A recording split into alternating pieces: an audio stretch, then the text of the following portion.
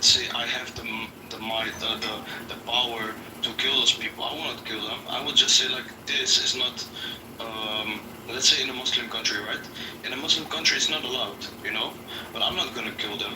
The like the true Muslim people, they're not gonna kill them. They're gonna say like, this is not allowed here, you know.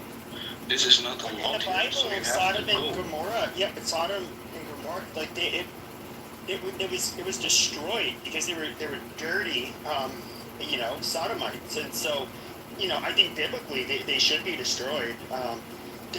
We should not teach sodomy to children. There should be no sodomites touching each other and being half naked or even naked in public.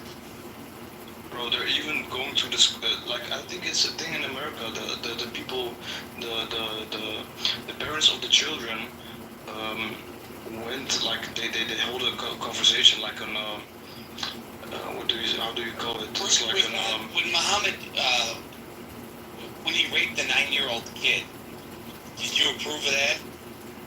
Yeah, this is a very big narrative that a lot of people are talking about. Okay, so how old was the kid then? 7? It was 6 when he married her, but then 9 when she cum stains off her dress. But guys, we don't need to focus on Muhammad. As a Catholic, okay, I'm focusing on my religion now. Okay, they have a religion I don't believe in. Now, I would personally rather than be Christian, but I don't really care what their religion believes because I believe I have the true religion that they should convert to. So I don't need to punch down on them because I feel like their religion isn't true, which is already the case. So. But Roseanne, do you agree that Muhammad, got with a young kid? We don't need to. That's been discussed 20 million times. Let me just get one thing clear. I am not a scholar. Let's say that first, I know the in the big, I pray, I go to the mosque, I do the Ramadan, I do this, I do the most of the stuff I do, there's a lot of things I lack in, I sin, I'm human, but this topic, I didn't study it or stuff and everything, but I just want to say one thing. This the age limit of men and women marrying and intercourse and stuff. If you go back I think 100 years or 200 years, you should look it up. The age limit. No, I know. Of in Mexico, it was 14 or whatever. I get it. Yeah, but that's now. But listen, bro. That's now. In Mexico, it's 14. That's now, bro. And I'm talking about 100, 200 years ago. Yeah, 700 years ago. The average guy lived until his late 20s or early 30s if he was old. I guess Muhammad lived into his 50s, which is a rare exception. So we don't need to talk about. I want to talk about the money, baby. Baby, I want to talk about the money. Okay, so imagine we get. So the first thing I want to do is we end up getting as soon as the Christians get control over I know this is gonna sound a little bit sinful, but dude, Gaza seems like it's a nice just the beachfront property. We need to get these weird Jews and Muslims kind of hopefully we can get American or Western Christians to live there. I want to see resorts, casinos, high-end, luxury condo towers, maybe some strip clubs. So some of those, sharmutas that got, bombed, their homes got bombed in Gaza, we'll give them some employment. But bro, imagine, we can have, toll roads going to Mecca and, maybe even just, take over Mecca. Just because it's not a real religion anyways. But then we build, hotels. We have, dude, imagine, in front of every mosque, you had these fucking automated feet washing machines so they don't go in there stinky footed when they pray. Bro, there's so much fucking money to be made. You started World War III with the Muslims. Yeah, but you know what it is? You saying this is reaching to saying So you free them, but then you don't occupy them, okay?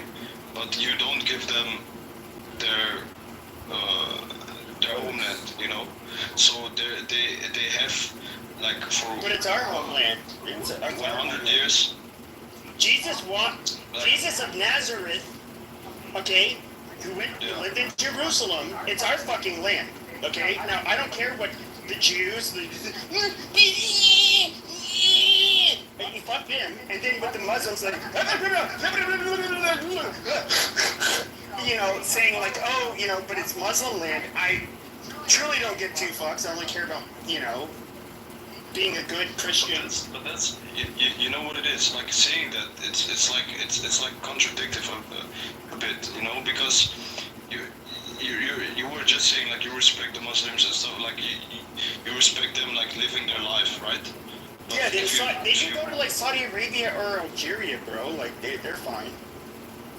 Yeah, but they lived there for like how long, bro? They lived there like since. Oh yeah, no, you're correct. Like the Palestinian Christians that have lived there, dude, they're gonna live large and in charge.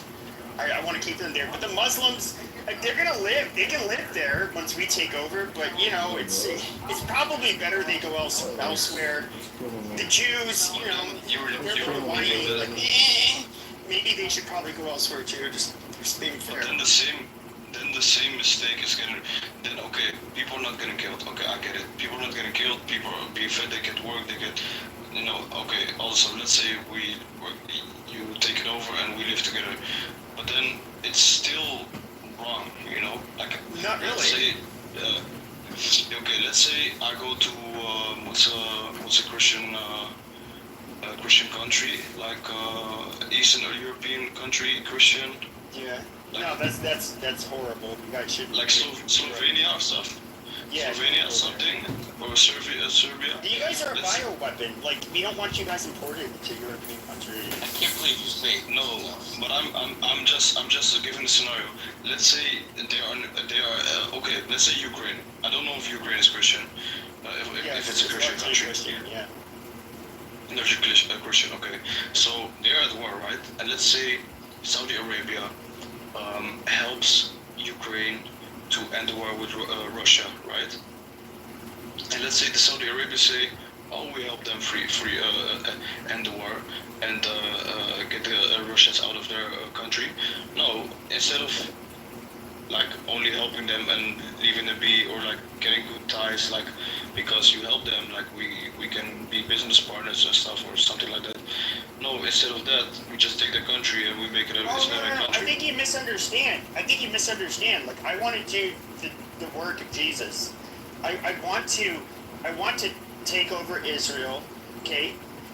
The IDF will no longer exist. All of their weapons get taken away. All of the Palestinians' weapons get taken away, and they will be treated, you know, equally. But you know, we're gonna try to teach both of you guys, naughty boys and girls who aren't Christian. You mean like the to be Native Christian. Americans? Well, somewhat similar. These were pagans. Like Geronimo and all that stuff. Yeah, they're savages. I guess you could say. I guess if you want me to be clear, I think you have the naughty Jews, which are whiny savages, and you have the Muslims that, in my opinion, are just like inbred, angry savages. And we need to stop the cycle of violence. It just has to stop. Okay, but there are a billion people who are Muslims. Like, Well, there's a million bad Muzzies that need to learn how to behave. Very naughty. They need to go to confession in a Catholic church. How does that sound? They'll be cleansed of their sins. Which Muslims? They'll be cleansed of their sins, and they will have a relationship with Jesus Christ. He will cleanse them of their sins. okay, I thought you were an atheist, people. Well, which Muslims are you talking about? Like, which bad Muslims? All Muslims are bad because they're not Christian, and not only because they're not Christian, but they're not Catholic. You guys all need to become Catholic. Okay, let me ask you one thing. So someone who doesn't believe, right? Someone who doesn't believe, but he does charity. He has like he has like an own company, like the charity, you know, or like multiple. He in his work is to help people. He goes to countries where they war. He cooks for them. He cleans for them. He does all this good stuff. He's like a good person, you know. Do you still think but he doesn't believe in God? He's just like, you know, he doesn't believe, but he does a lot of good things. He's a good Without man, accepting you know? Jesus as your Lord, you were destined to That makes you just turn church. That is the in afterlife. But listen, this is the afterlife we're talking about, right? Yes. Like in the afterlife, he's not gonna succeed, right? Okay, that's the. But I'm trying to save you, my Muslim brother, to not have to suffer in the afterlife. I'm trying to get you on the right path, the righteous path of the But you know, God our Lord has- Jesus. Yeah. Okay, I understand, and I appreciate it. But the thing is, I don't know, but do you guys believe in like destiny, like that everything happens for a reason? Somewhat. Okay. I do. But okay, cool. Like some people are not, like their destiny is not to believe in Jesus or not believe in Allah. You know, we say God, we say Allah. They're not gonna. Their destiny is not to believe in faith. You know, that's just their destiny. No matter how many times you say 100, 1,000, 10,000, doesn't matter the number. How many times you tell them you enslave them, you do bad things to them, they won't believe, you know. But that is just their destiny. You have to, like, as a Muslim, you just have to accept that that is who they are, and that's how they're gonna end up, and that's how they're gonna die, you know. And But that's your what I religion think. doesn't. Your religion doesn't accept that. I mean, your religion believes that you have to, revert to Islam, and that is like basically your way to salvation. I don't wrong people because they don't convert. Like, of course, I want. Well, but no, I but want I'm to- not saying you don't wrong them, but the price in the afterlife is that they're also going to be banished to hell or something like that. Yes, of course. But I don't. So you want to diminish- save them. Yes, of course I So want what, to. I have the same desire to save people. I want to say a prayer. Okay, Yeah. Lord Jesus, I pray Yeah. that these small hat Jews and these towel heads come to see Jesus, the light of the Lord. That you don't have Muslims walking around stinky-footed in mosques. You don't have Israel dropping bombs on paraplegic kids and then dancing in TikTok videos afterwards. If we don't get any more Islamic terrorist attacks, then all of these people will see the light of the Lord Jesus, and we'll all be saved. Okay, and then and we're gonna go ahead and do another crusade. I just want to let you know, my Muslim brother, you need to accept Jesus Christ as your Lord and Savior. Otherwise, it's going to be ugly times ahead. That's Okay. a good point. What about the Hindus and the Chinese? You know, they don't believe in that. No, they have to convert to. Fuck them. Okay, can I just say one thing? You say stinky footed Muslims, bro. We at least wash our feet like five times a day, at least. Like, but that's just. But you guys don't even wash your buttholes. Like, that is weird. Yeah, we do. Like, that's literally before we pray, we have to. But what I was gonna say? What was I gonna say? What was I gonna say? Damn, I forgot. But yeah, What I don't get is, why didn't we like, take Mecca in any of the previous crusades? Like, we could have the best holes. bro? Like I just want to make so I'm much gonna money, be bro. completely- The Jews think they're about money. I want to outdo them so bad. Nah, like this conversation was good, you know, like you have your standpoint, I have my standpoint. So just to be 100 with you, you know, like Mecca, you're never gonna take Mecca, like that's not gonna happen. We'll eventually get This- No, we have more bombs than Mecca. Yeah. Or Saudi Arabia. I was saying, But you can't take Oh, over what did you Mecca. say? That's disrespectful. Bombs in Mecca? No, we have more bombs than Saudi Arabia. Like we can definitely take Mecca. We would never bomb Mecca. That would cause. Yeah. Okay, cool. Like, okay, I got the wrong thought. Okay. Well, I'm gonna go. I wish you guys all the guidance, you know, that we all need. But we share the same enemy, the evil, dirty Jew, and I just want to let you know that. Same time, you guys need to come to church. You guys are very filthy people yourselves. It'll work out. You'll go to heaven. Just trust me. Well, we're not filthy. As I told you, we wash our feet and our buttholes at least 5 times a day. Yeah, I know. Well, it's been good talking to you guys. I wish you all the guidance from God, you know. Well, yeah, good talking to you too. Thank you, man. Yeah, Have a good one. just getting back on the title here a little bit. I think Bazooka, are you Muslim by any chance? Or was there another Muslim on the street though? I'm just here listening to a wonderful talk, annihilating all that. Yeah, for sure. Just a question. What do you guys think of the deportations that are happening in America as Muslims, either as overseas or whatever you guys are at right now? What are your thoughts about what America's doing? Any Muslims here? Yes. Go ahead. Yeah, sorry, can you repeat your question? Yeah. So what do you make of us doing our deportations of legal immigrants here? I guess those who has done crimes, those who does not align with the interest of America, they should be deported. All right. I think we're all on the same page on that. Yeah, anybody who has, breached the law, any law, who has done any crime, who has done murder, who has, who are not good for the communities, regardless of religion, regardless of caste, they should be deported because, in fact, I believe that when you migrate to another country, in fact, you should, live up to their culture, hold their values rather than... Assimilate, right? Assimilate is what we call that, yeah. Yeah, I mean, folks, a lot of folks, they come to US and they don't speak their language, they, speak their own language, bring their own culture.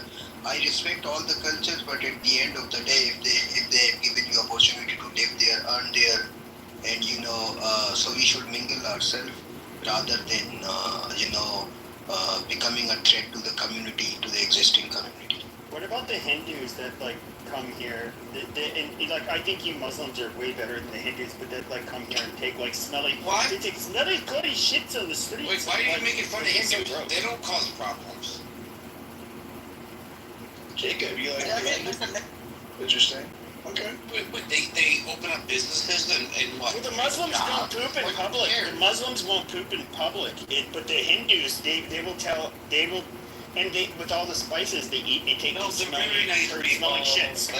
I've never seen that in my life. Where have you seen that?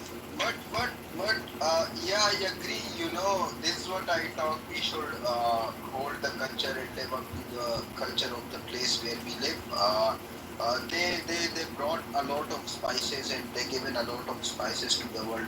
But yes, I have seen a lot of Indians, so they even don't learn the language, the people who are old, like they came many years ago. So they even do not learn the language. I don't know, when you eat a lot of curry, you fart, You fart? Yeah. Yeah, I mean, I'd be pooping in the street probably on accident. Do you think I was thinking okay, so I think a requirement that you should be able to write and read English. I think that's pretty common. I think you should be able to do in a country that you want to be part of for many years coming up, and maybe if we could do a test to people later on, they've been here 6 months, maybe a year, maybe 2 years. We kind of just want to test by them to see if they're actually able to speak English and Well, British tried that for 200 years. they have to go. They have to They go. can't speak English, 200 years the British have tried. I actually dated an immigrant. She converted, and it's just the 8th grade level of civics. They just have to know how democracy works. And you apply for it, and blah blah blah, and she's very proud to be an American. I mean, this country is built on immigrants, just not illegals. No, nobody can ignore the contribution that immigrants had been made. I mean, immigrants, they contributed a lot. I mean, in fact, today, they contribute massively. But at the same time, I travel to other countries as well. But one thing which I have experienced, the people in America in general, they are more welcoming, particularly, no offense to everyone, but particularly white people and the other people, they are welcome generally. If you go to somewhere else, another country, for example, in the Europe country, where you might encounter the language barrier, so you will find that people are not as much welcoming as you will find here in the US. Exactly, Hassan. Now, Jacob, I see you kind of with the bat, making sure that maybe my idea, doesn't probably get implemented in a way, but like kind of saying 5 years in, you're here in the country. What's your idea again? Oh yeah, sure. So maybe you're going in this country for if I'm trying to find some humanity and all this, okay, you're in the country for about a year or two, maybe 3 years, and you get a chance to kind of assimilate, at least have an opportunity to do that, and maybe learn the language, maybe learn how to write the language, just a little bit, maybe just a little bit, Well, it depends how you entered the country. If you entered illegally, then we're talking about a felony right off the bat. Oh, okay, you're on board. So then you're operating at a deficit, no matter what you do. That's Got it. So you have just McDonald's, Yeah, let me just you can't do that. let me just finish my thinking. Yeah, okay, so you're somewhat there. I'm saying okay, so we have Juan. He's out there in the farming. Juan knew what he was doing. Yeah, exactly. And then we show up and we're okay, Juan, you got to take a test, for English and writing right now, kind of on the spot. And maybe if he passes it, we can work something out. But maybe if he doesn't, then we just gotta figure this stuff out and kind of move him along. You know what I mean? I'm just trying to think of another workaround on this. How about maybe this? If Juan's never committed any criminal record while he was here, let him go. If he's committed a felony, deport him. Okay, this is interesting. I had a similar view on that. Hassan, what do you have to say on this? Yeah, I mean, one thing which I can see more visible is that I grew up in a third world country. I grew up in Afghanistan, lived in Pakistan, and all the way. So one thing, which is a very gray area when it comes to deport all the people who entered the illegal. So, there are so many people who entered the illegal here in the US, but a lot of industries depends on them, and if they have not done any crime, so if you live in a third world country, so there is so much true that there is so much violence, you cannot express your opinion. For example, if you are in the Pakistan and you are Christian, or you are in the minority, so it's so much difficult to live there. Honestly speaking, if you connect with any person who's from Pakistan and is in minority, so those people who fled their land just because they were not being treated equally and came to US or to the other European countries. So if they have not done any crime, and just sending them back is also because they cannot live there because of their religion and elected representatives to represent. Okay, shut up. Not you. I meant the other guy. Go ahead. I'm sorry. Oh shit, John's up here. That's my bad. Yeah. Oh yeah, Hassan. yeah. Sorry. So for example, you can can just Google it, blasphemy cases in Pakistan. So a lot of Christian being killed on no basis. And the people who are ruling, for those people who fled their lands, you see the situation of war in Afghanistan. So sending these people back to their countries is also not good idea. Just because they enter illegal, I guess this is some, this is the gray area which is, very difficult to agree or disagree on. We just want to know who's coming to our country. That's all. And that's kind of like the thing, though. I'm with you on that, Jacob. But there's like a whole group that's already here. So I'm trying. That's what I'm trying to rationalize. We'll just deal with it. We'll give them, if they did good, then we'll treat them, good. If they did bad, then we get rid of them. Give them.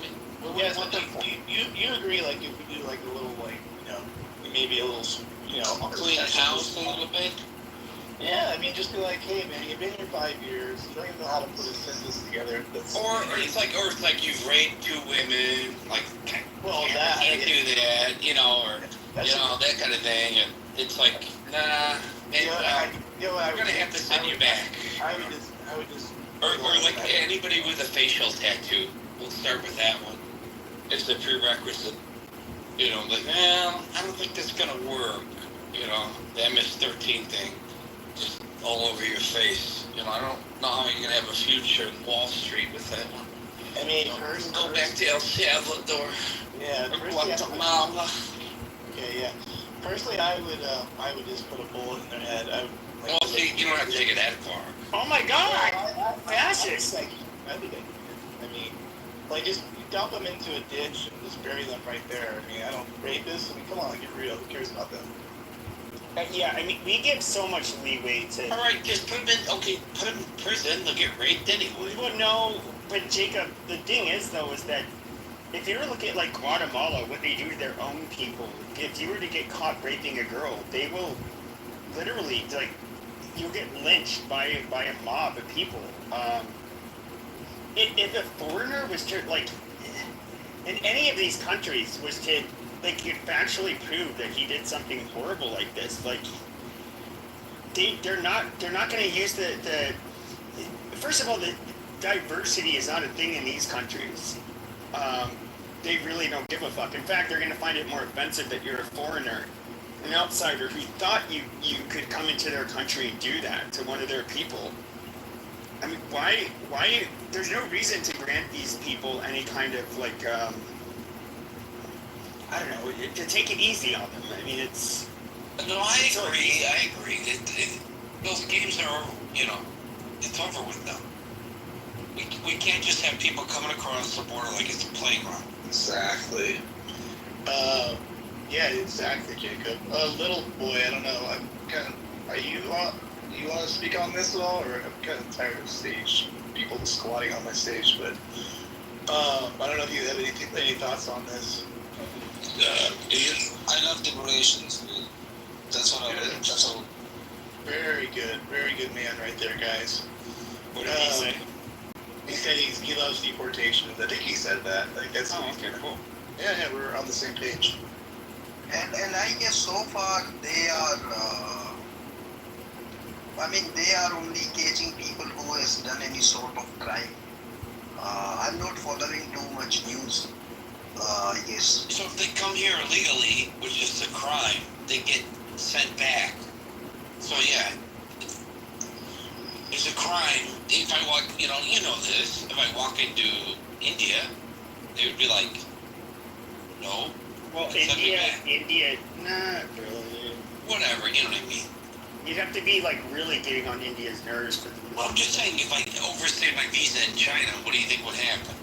Make me a citizen like here? Well, India, I'm just saying India's a little different from China. You have borders or you don't? Well, I mean, but India is still largely a third world country in many areas, so, I mean... I'm not talking about... They have other pressing issues. We have to worry about not allowing third worlders to come into our country. India, they already have a bunch of third worlders, so it's not really their priority. Exactly. Q. So Go ahead, Hassan. If you want to say something, go ahead. yeah, I mean, I just there are so many things when it comes to Trump policies which I really align with. For example, he wants to empower the local people. I mean, those who were born here in the U.S. And in fact, he also announced that if a family is having two babies, he will give some sort of bonus, I guess. A tax credit, yeah. But what I'm seeing is that in the western part of the world, so people are not having kids. I mean, honestly, 1, 2 kids. But if you go to the eastern part of the world in India, I mean, India is also, in Indian's growth rate is 1 point something. But if you see the Pakistan, Afghanistan growth rate is 3.4. That's because they're Muslims and they don't, they don't breed like rabbits. No offense. Would Hindus like breed a lot too? Not really. I mean, not at this point. In India, they do. I think. I don't think you understand. Like India, first of all, they have a fucking caste system, which a lot of people say like, oh, it's white supremacy. No, it's like it's thousands of years old. It predates colonization. These people. When it comes to India, it's a whole. I understand. Westerners. When Westerners try to like deconstruct India, so like sociologically, they don't. You can't do it from an American lens. It's entirely different. It's actually impossible. I tried to. I can't. So one thing, in general, one thing you guys, I mean, for example, Qatar, Kuwait, Oman, Saudi, they are also Muslim countries, but they don't have too much people. They don't have too much kids. It's it comes from the cultural perspective as well. But you'll find so many people even in countries like Afghanistan, Pakistan, Iran, or in those words, Indonesia, Malaysia, a lot of people, but not in typical Muslim countries like Qatar, Kuwait, Oman, or Saudi Arabia. So, there are so many other factors. Is it because they're more developed and they have more money? Not necessarily. No, they're more ethnically homogenous. But yeah, they have a lot more money. But I would say that the model that like Qatar, Kuwait, UAE, Saudi Arabia, Oman, what they have is that they don't allow. There's no such thing as like birthright citizenship. Fuck, you can live and work there. The chance of getting citizenship in those countries is very small. Now they are generous in terms of like, well, I wouldn't say generous. If you're somebody who can move to their country and you can, economically, they think that you're beneficial. They'll give you residency where you can own your home. You can live and die there, but you're not going to be given citizenship where you can vote or dictate the outcome, of the country. And You make a good point. I agree with so you. I do think that like the Gulf Arab states do have a much better model when it comes to citizenship. Like we have all of these people coming from all over the fucking world to work here, but I don't think we need to, like, there's no reason we should have not only birthright citizenship, but to even have any promise of citizenship to any other group of people. So, it takes to the broader conversation. Okay, yeah. Well, hold on, let Asan finish. Sorry. So it takes the little conversation broader because I agree. In fact, the situation is more worse because a lot of labor people from Bangladesh, Pakistan, India, and Afghanistan go there to work, and they are treated much worse because I know a lot of folks who are working there, and they are being treated much worse compared to the Western countries. But at the same time, they are not the epitome of democracy. They don't hold they don't claim the democracy or the human rights. So when it comes to the Western world, so these are the things which is being invented there, like the democracy, human right things. So people being exploited this thing. Like for example, if any Western country start doing what they are doing in the eastern side, so you will find everyone in the press will raise question. Oh, this is not the democratic values. We are not living in the democracy. So even in the Saudi Arabia, if someone is raising the question against the government, so next day that person will be disappear, or even same in the Qatar, Kuwait, because they are not the democratic country. You mean like disappear, like killed?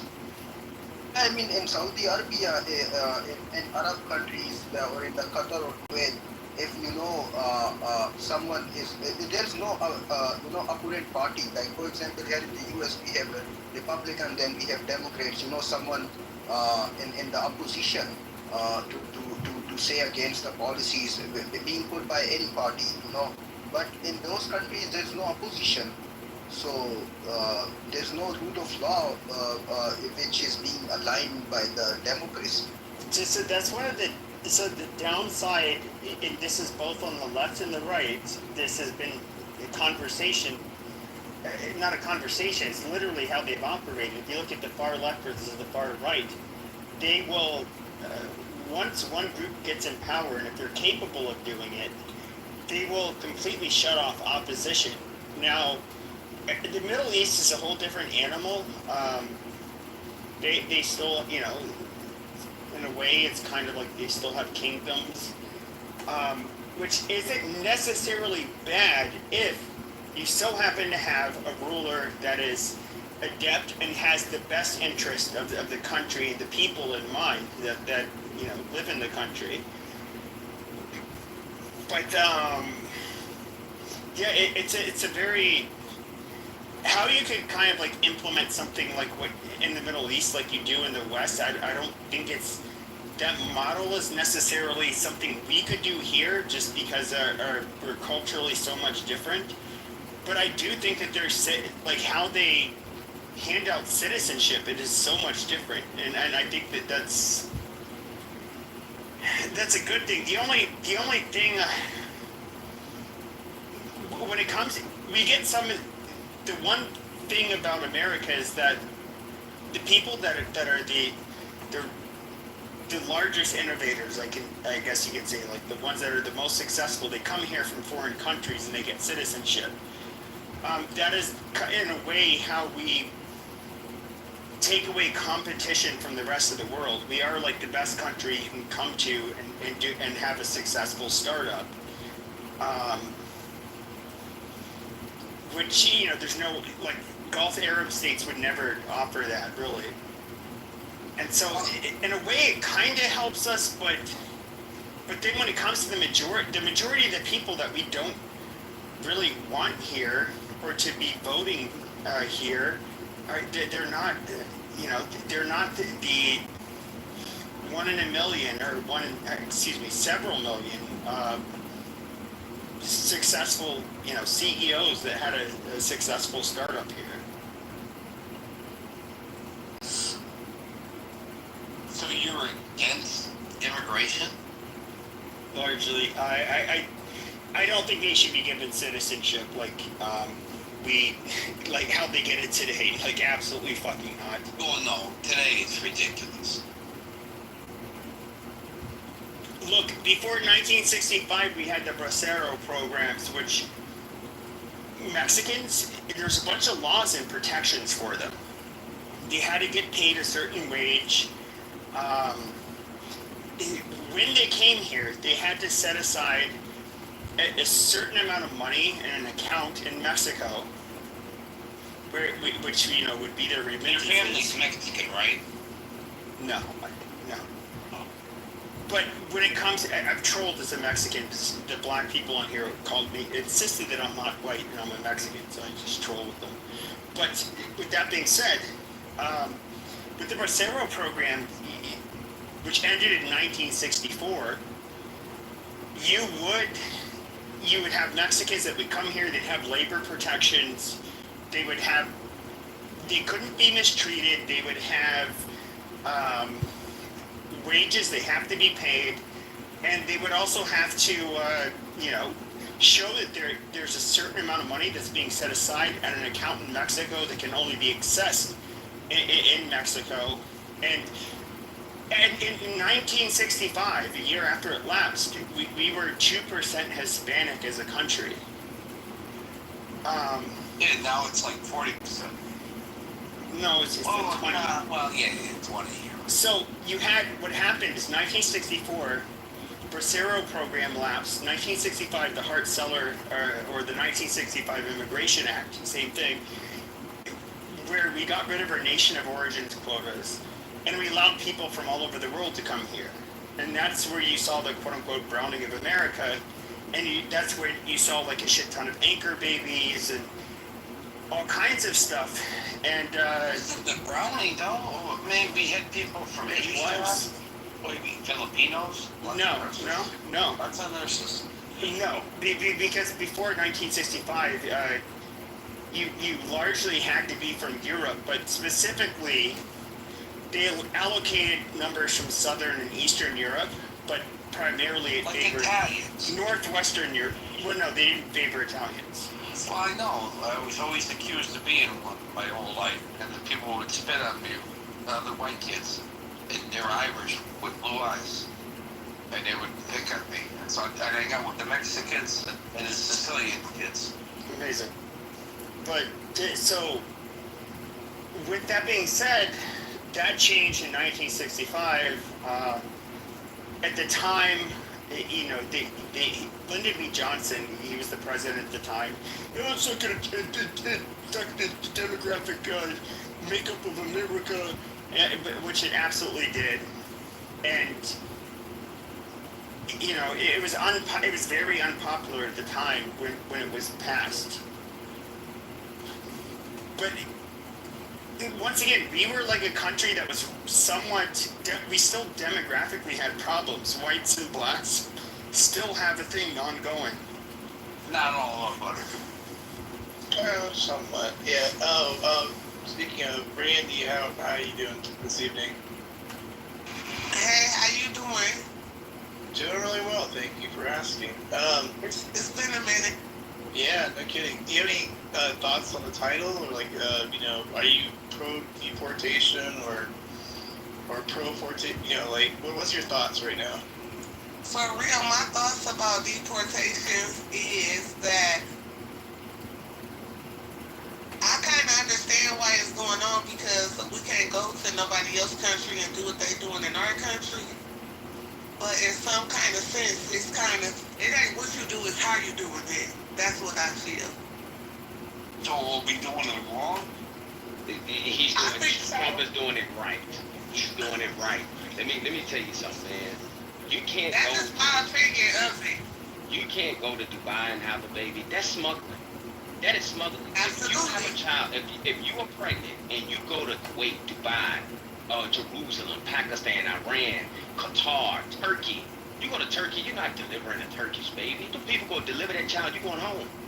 I mean, Right. You can't do that. Diddy was just in trial for sex trafficking. You can't take your pussy across the border in the United States and not be reprimanded for it. All right, So what do you think? Back off with that shit.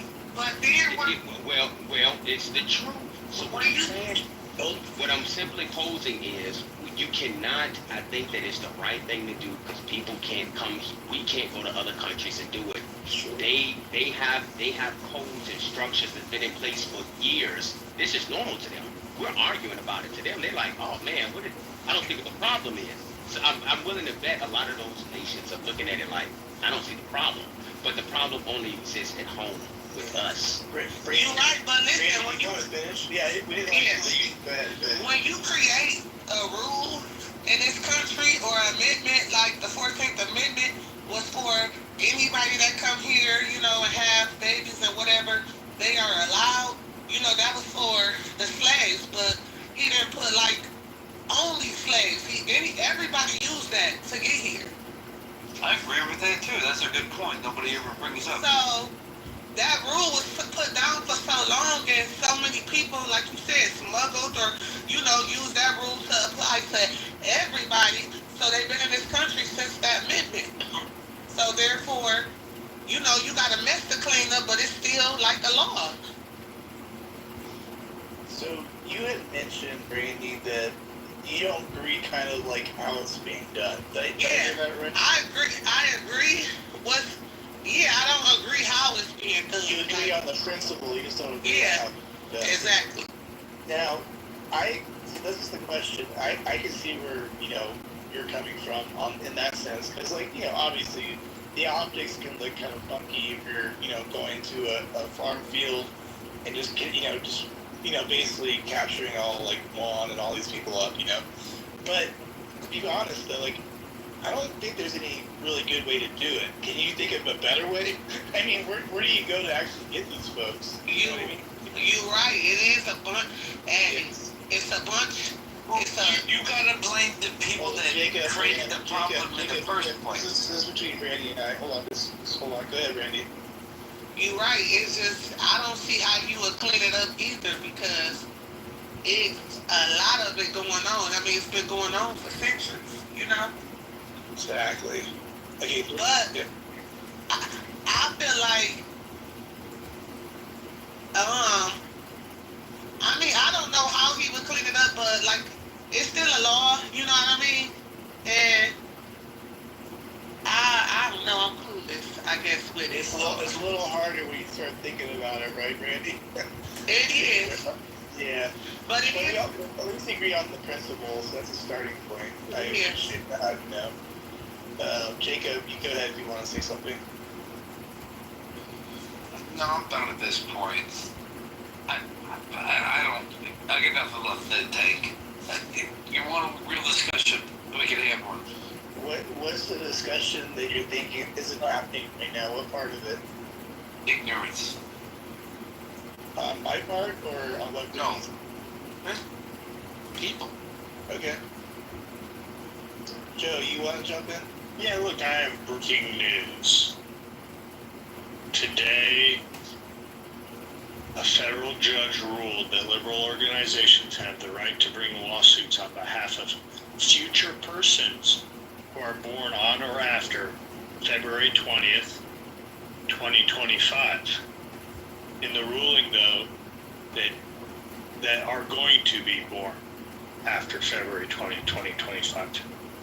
This is the precursor now for a federal ruling where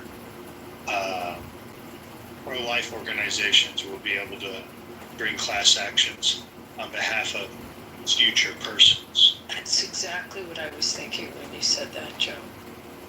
Yeah, so there's now a federal ruling that's out there. Look at the graphic dichotomy on that one. That's fabulous. Joe, I want to see that. If you can post the link, I want to see that. Yeah. Hey, Joe. Hey, Joe.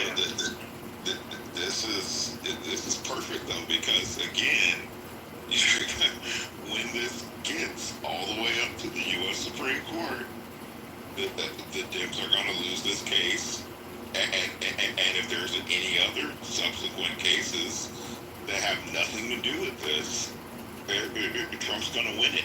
So I mean, I predicted this. I predicted after the Trump v. Casa that they were going to file some dumb lawsuit, and I actually said this on C-SPAN on air.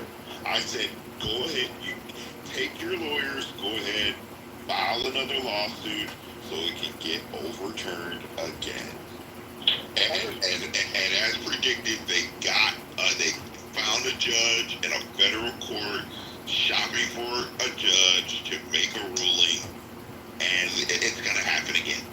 Do you have the language, Joe? Yeah, I do. I got a Twitter link for you, Abby, and it's got the ruling in it. Christian, I remember having this conversation right here on this app not a week and a half, 2 weeks ago, and I thought of you. I was like, there it is. There it is. It's happened. Maybe it was about 2 to 3 weeks ago. Let me get the link for Abby real quick. Christian, are you in the House or the Senate? I forget. No, I'm not. I'm not. In Arizona. But I live here. That's why. Do you plan on running again, Christian, or no? No, I don't. The only way I would ever run again is if I got Trump's endorsement. That's the only way I would ever run again.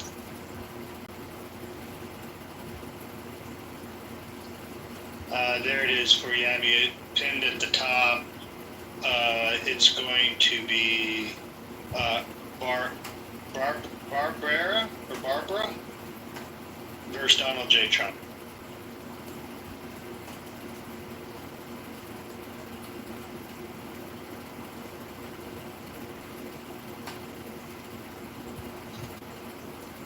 I haven't read the whole ruling. Maybe you could read it for us, Abby, and give us a.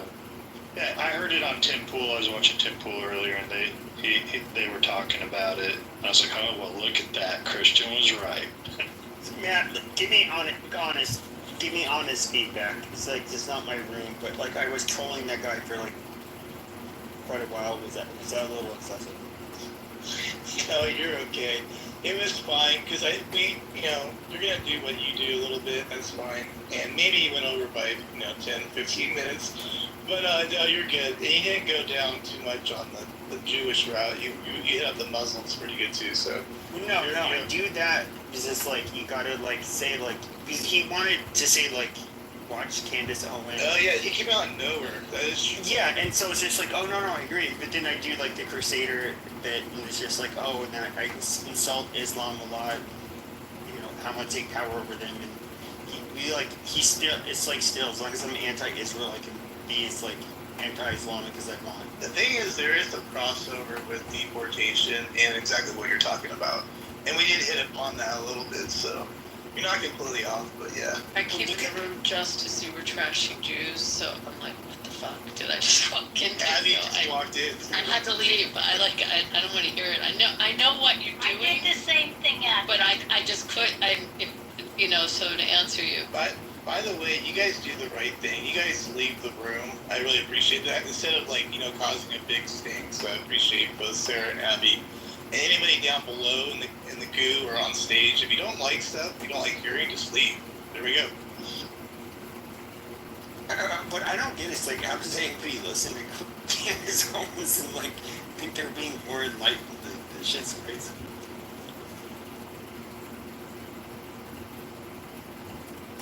She's batshit crazy. And Joe, I can predict that the Republicans in the U.S. House and the U.S. Senate will do absolutely nothing and allow this judge in this federal court to do exactly what the U.S. Supreme Court said that the judge didn't have the right to do. And it's really unfortunate that we have such an incompetent U.S. House and U.S. Senate, but this is the consequence of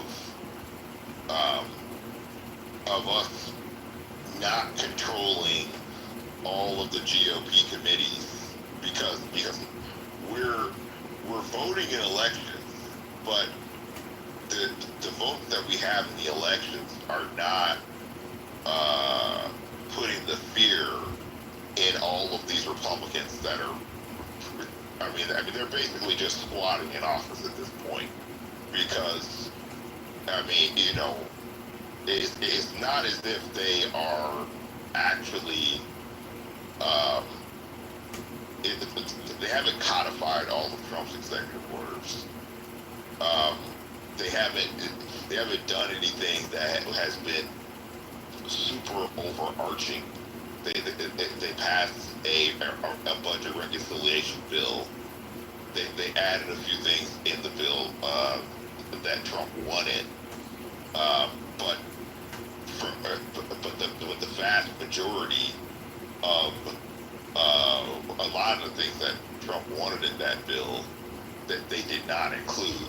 And so here we are again, waiting on a judge to, or we're waiting on the Circuit Appeals, and then we're waiting on the U.S. Supreme Court to make a ruling on this. Hey guys, I was to chat about the judge ruling or whatever. I think that's a good thing. You guys gonna disagree with me because I'm in a Trump supporting group. You guys gonna disagree with me. I'm just letting y'all know right now. That's a good thing. Birthright citizenship is good for us because we're United States. You know, we unite all cultures and everybody. Matt, you remember her? She's the submission girl. I know, I got you. But she's agreeing right now. This is interesting. Go ahead.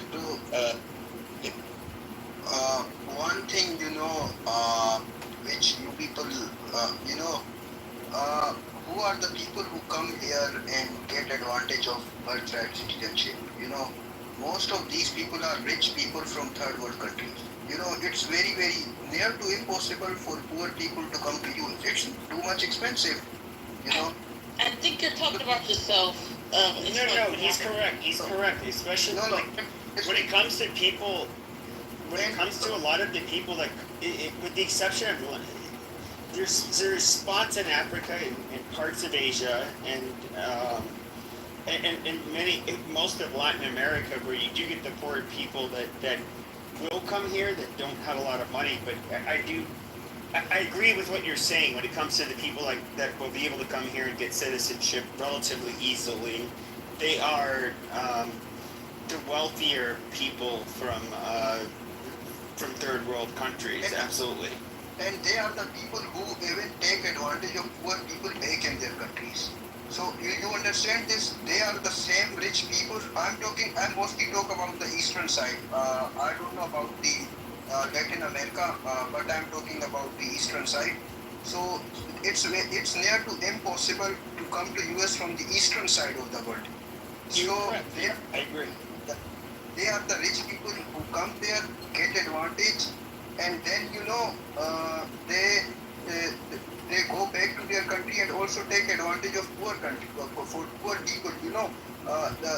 If you talk about Afghanistan, Pakistan, so the poor people earn less than $1 in a day, less than $1.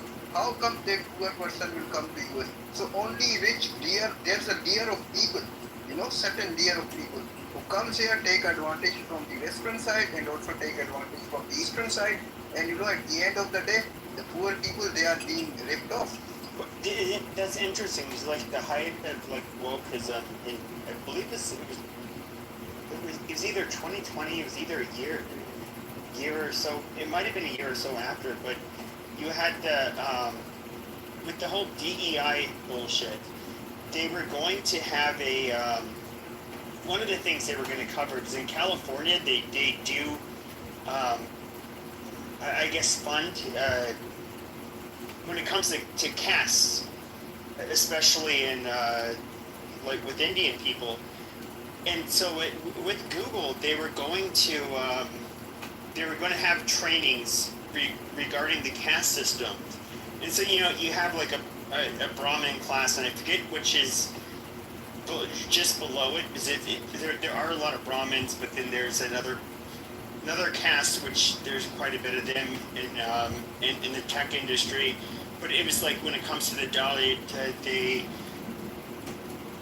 basically the Google workers were up in arms and they said no, fuck this shit. Like we're not tolerating this. They wanted to continue their form of extreme, I guess you could say bigotry, and didn't want the attention focused on them.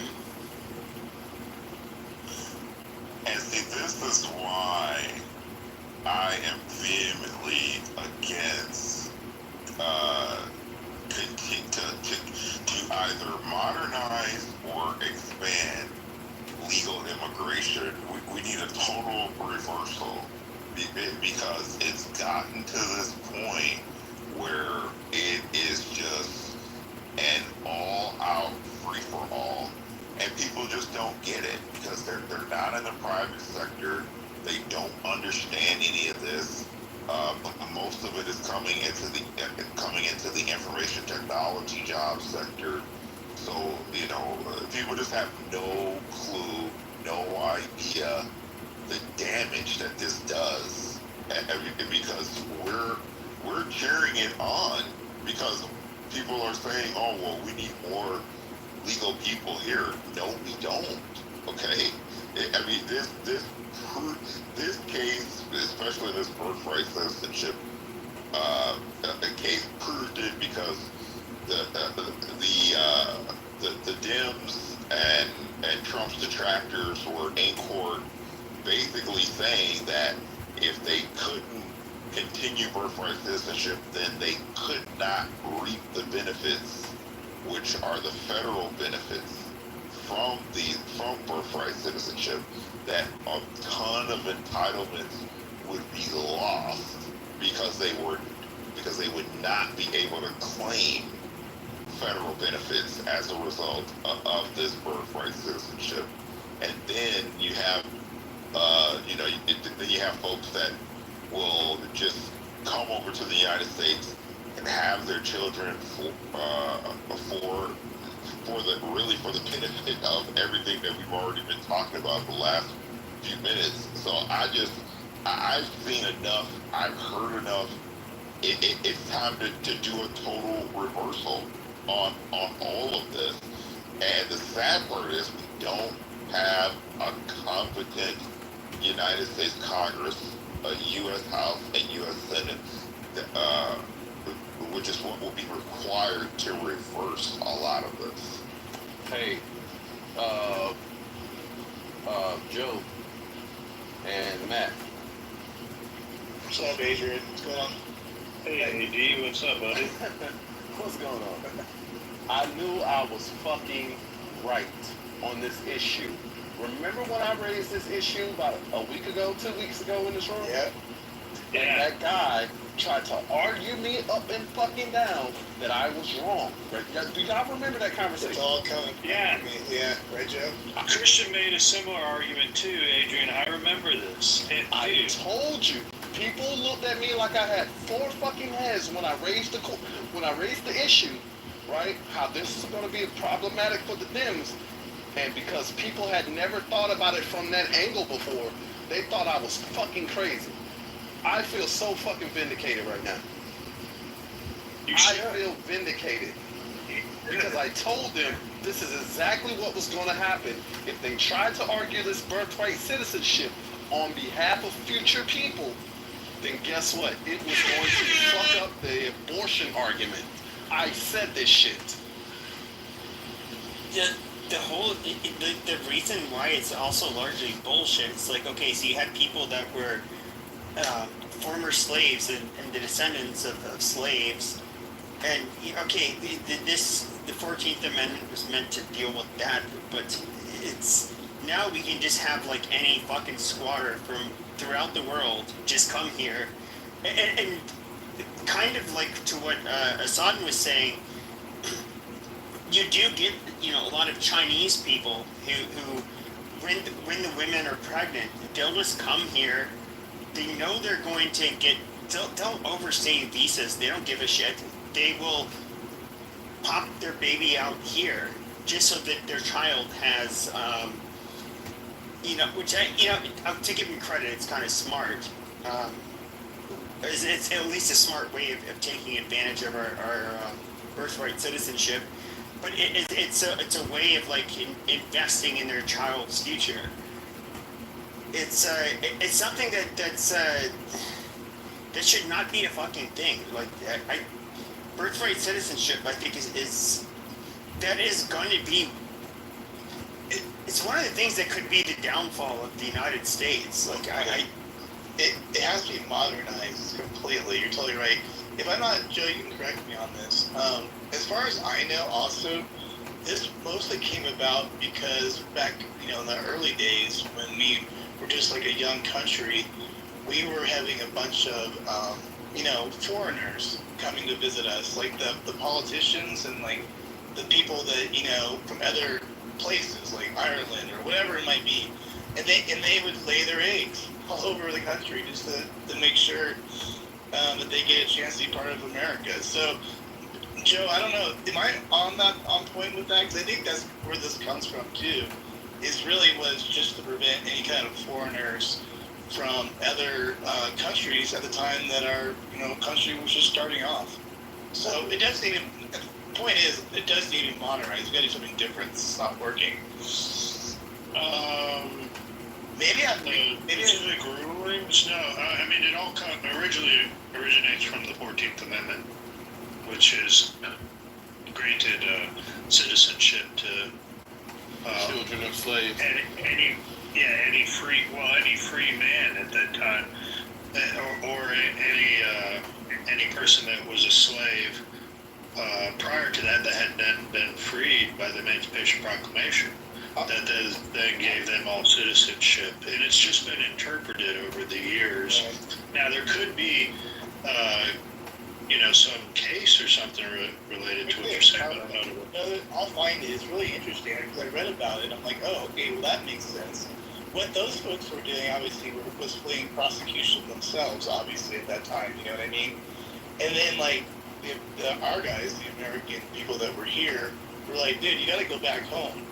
Like, just because you're some kind of, advisor to, whatever country you're coming from, or you are actually one of the, head people, actually, at that time, doesn't mean you can just stay here and just, like, anchor babies all over the place, I'll actually find it, because it was part of this. I'm pretty sure I'll find it. It's really interesting, actually.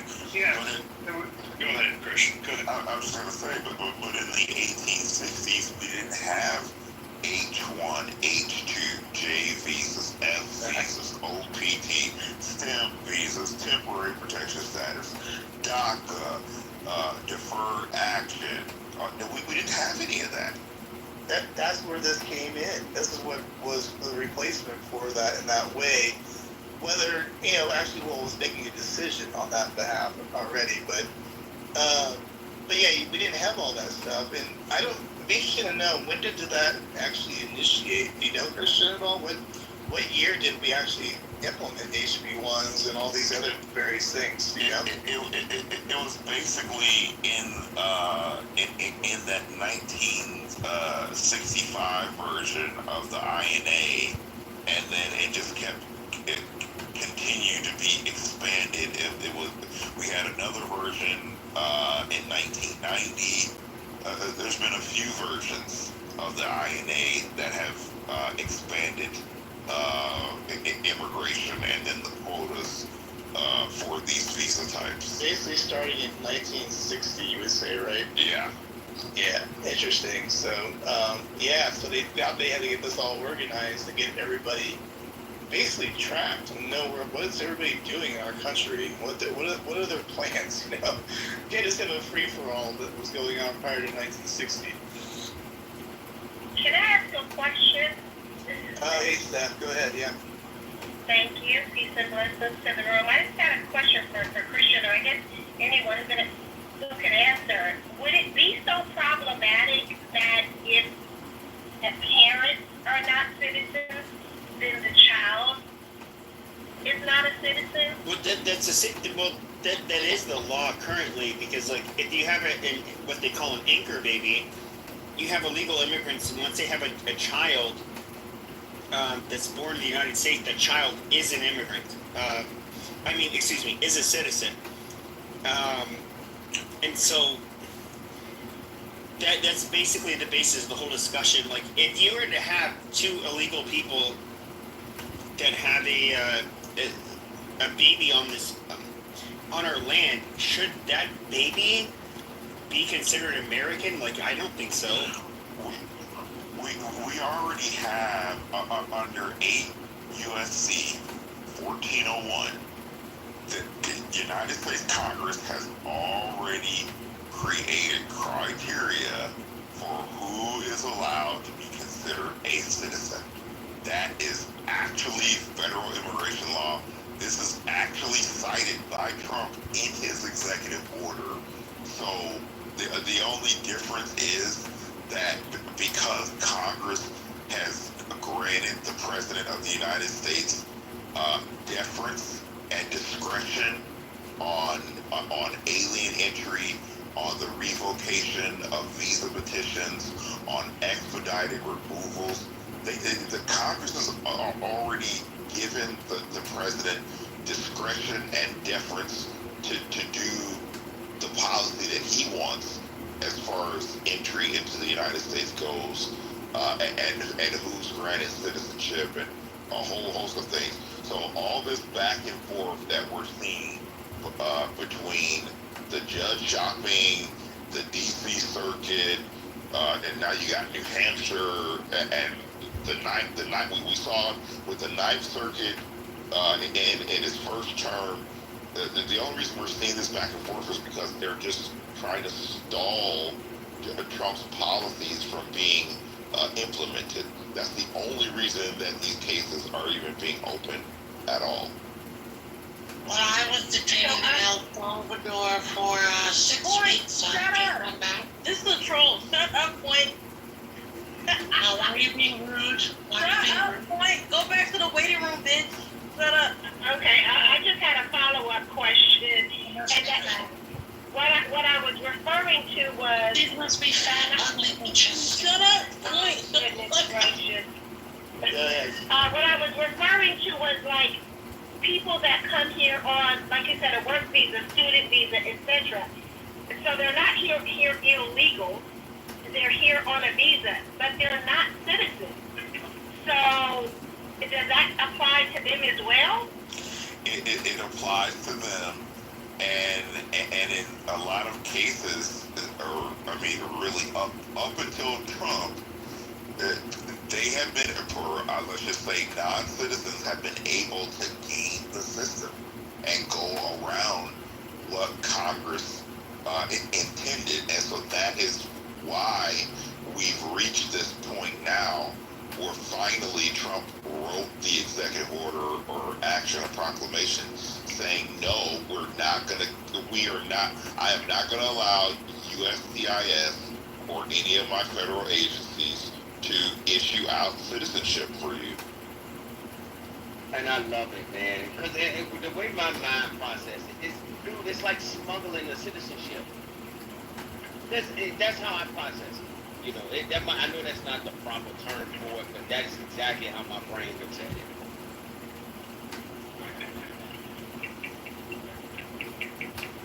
MC, can I just go ahead, yeah.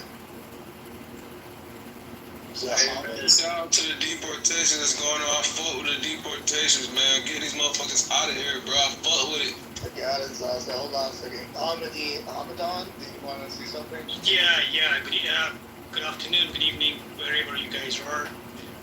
Just want to add something relates to this visa process that Christian was actually talking about, different types of visa. My concern is that there haven't been any proper kind of vetting system for these people coming to our country.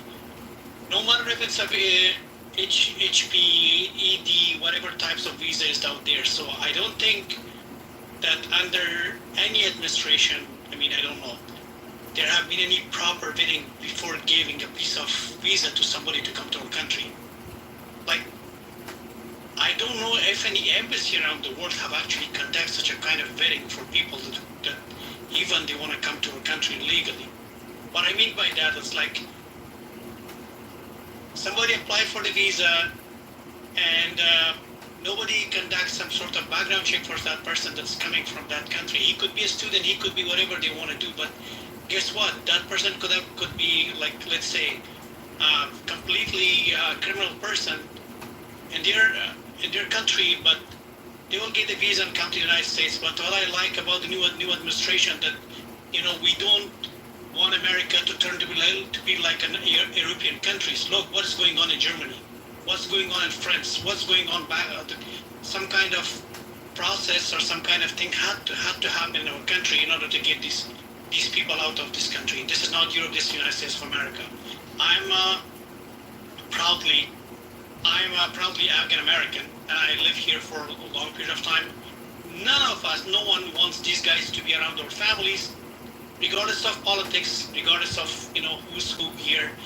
But we all want to have a peaceful environment, peaceful neighborhood, people who live around us, and you don't want these people to be around our families, kids, wives, husbands, and all those people. We just want to live in peace. I repeat myself. We don't want the United States to turn to be like other countries like Germany, France. Look at the crazy things that are happening out there. So, thanks, President Trump, and be proud. Regardless of all these things, this kind of deportation had to happen. Look at the ICE website. These guys that have been captured and have been deported, think about who these guys were. Eventually, they could have been very, very dangerous for our country, for our communities, and for our people. So, I really support this, and I know people have different reactions. People will not like this, but believe me, this is gonna. Everybody will eventually understand who these guys were, and what they were actually doing here. So. I know it's gonna be really hard. I know some videos will be disgusting, but we have to do some cleanup here in our country. We definitely respect people to come legally to our country. We do respect people to come through the legal process. The legal process out there. Nobody has banned that. It's out there, but we don't want illegal immigrant to be in our country. Thank you. Hey, Christian. Okay, so hold on for a second. Christian. Yeah. You said something about immigrants or illegals coming over here, gaming the system. I know what you mean by that. A lot of people in this room may not know what you mean by that. But could you explain what you mean by how they're gaming the system and who is helping them? Because I know how they're being helped, and I know who's helping them. But a lot of people in here may not know. Can you explain how they're gaming the system, sir? Well, I mean, is anybody who wants to hear what I was referring to, just go back to the Trump v. Casa Supreme Court oral argument, where the lawyers who were trying to stop Trump's executive order were just, they were getting very descriptive. They were basically saying, that explicitly that federal benefits would be lost. They were also saying that, if people were not allowed to do this, then, they really virtually would have no way of getting access into federal programs in the United States. So I mean, I think that's pretty much all the evidence, that we need right there, because they're saying it in open U.S. Supreme Court. Christian. Also, how they're gaming the system. They have activist judges in the courts that are dismissing their hearings, in turn giving them de facto citizenship. B, they're having NGOs, help them navigate the system, especially the legal system. One being, remember the Judge Boasberg, the guy who started trying to issue the injunctions on Donald Trump? Well, come to find out, his daughter receives federal money, and she is operating a nonprofit organization that provides legal assistance to illegals by way of federal dollars. And he is a federal court, he is a federal judge. That right there is a direct conflict of interest, which I think should have been enough to get him recused off the fucking bench, right? This is how they're being helped, by the NGOs. A lot of these NGOs got exposed during the whole USAID debacle, right? When they went into USAID and found out where this money was going, who was getting the money, and what it was for, a lot of those NGOs was using that money to help illegals game the system. Anyone stop me if I'm lying? You got it, Adrian. You're good. Yeah, no, you're on point. If you would ask anybody to push back, if that's what you're really... I'd love to discuss that. But Yeah, I got you. Everybody calm down. Jeez. Okay, Nobi and then Daniel, because we'll get some pushback here. Go for it. Okay, so I disagree with the I'm sorry. The deportation, sorry, I just had a moment. Yeah, I agree. I mean, I agree. I disagree. I disagree with it because there's a lot of mistakes happening with the deportation. There are people with papers that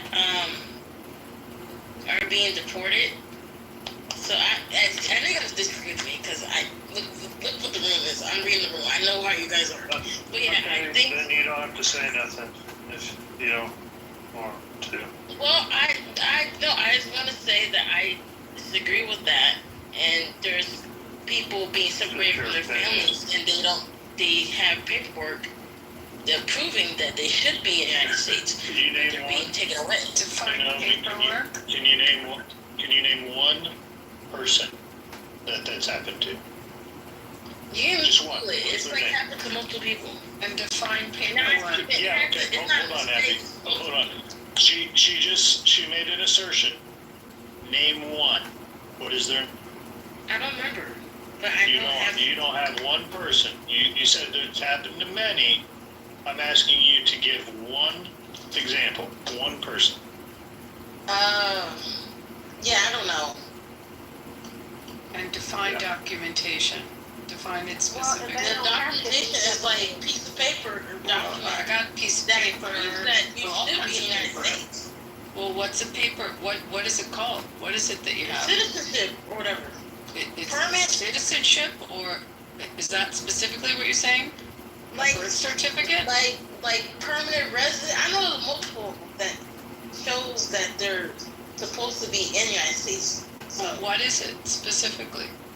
I just said it. What did you say specifically? Citizenship. And how would you document citizenship?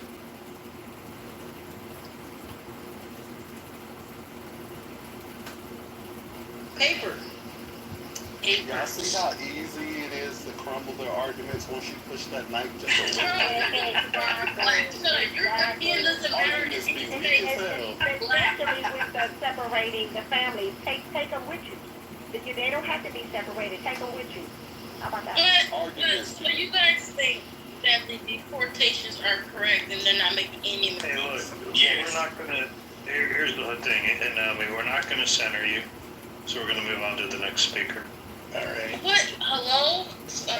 You guys hear me? Because I'm a liberal. Oh my God, I'm being treated. Ellie, you're good. You're never liberal. All right.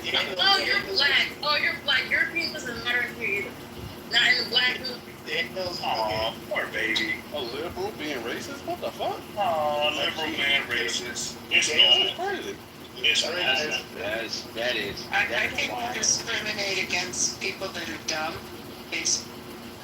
Or stupid. Look, if stupid was a race. Every single liberal have the exact same character trait. Every single one of them. They always think that they are the smartest person in the room. All of them. All of them. I don't know where they get this false sense of elitism from. Like, they look down their noses on the plebes, but they all share that same character trait, y'all.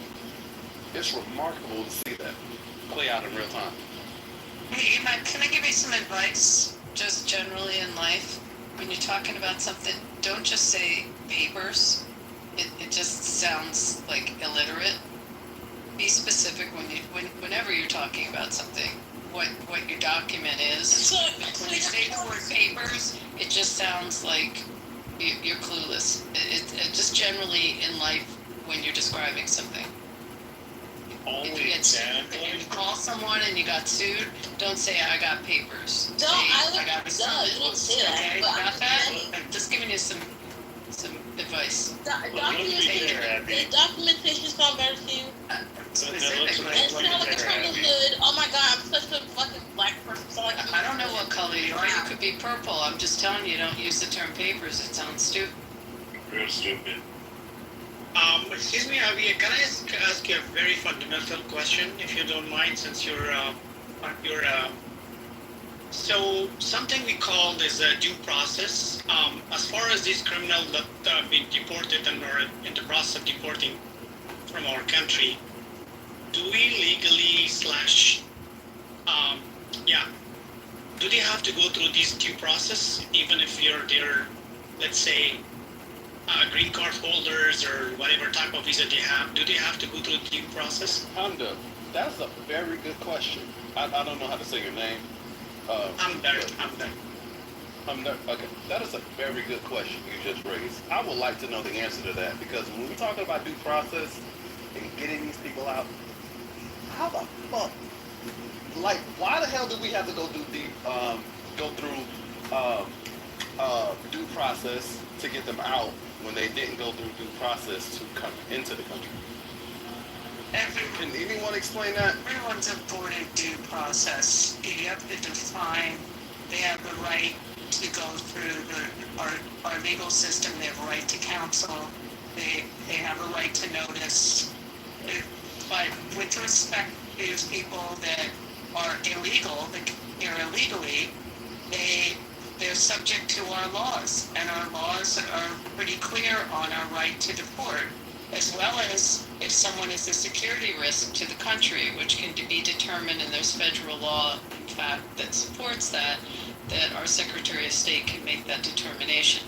They do have a right, as anyone that's here, to go through a court process and utilize our court system. Abby, no one's taking that away. You're so correct, Abby, because I raise this question a lot, this issue a lot, when liberals bring up this due process argument, right? Now, just imagine, hypothetically, had they won the election, would they be screaming about due process now? No, they wouldn't, right? They're only screaming about due process because their grand plan backfired. It didn't play out the way they thought it was going to play out, right? They didn't win the election. So now this is their de facto argument that they're talking about as due process, when they didn't give a flying fuck about due process when they were just ushering their asses into this goddamn country.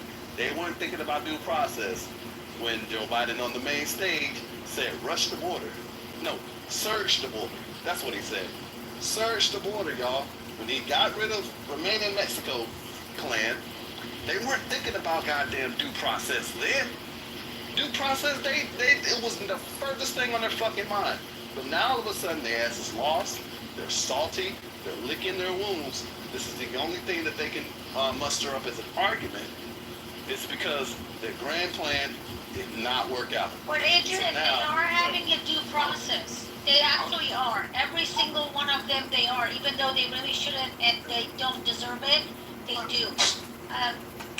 We talked to a judge and he explained to us how they all are having due process. The only thing that people are confused is every single arrest, there is a warrant for it. The only place they don't need arrest is when they go to workplaces. That's why you see them going in workplaces and just arresting everyone.